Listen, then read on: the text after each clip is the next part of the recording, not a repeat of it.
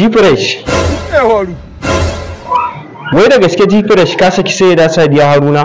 In kai auren baka tsira ba ni ma ne auren ban tsira ba. Gfresh akan me yasa ka ce haka? Akwai yan katamar daren.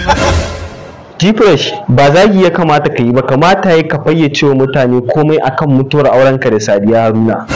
To gaskiyar magana jama'a, ina so fito muku a mutum in gaya muku gaskiya abin da ke faruwa ni da matata. Yawwa Gfresh, kowa dama yana so ya ji gaskiyar magana daga bakinka. Yawwa, don't think otherwise, auren mu yana nan lami lafiya sannan alhamdulillahi. Gfresh, me yasa aka daina ganin ku a gida ɗaya?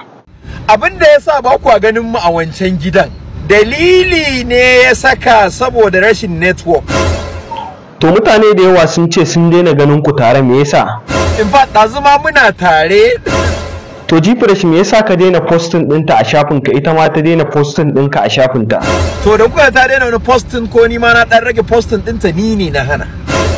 Gfresh, me za ka ce wa waɗanda suke muku fatan tsiya akan aurenku?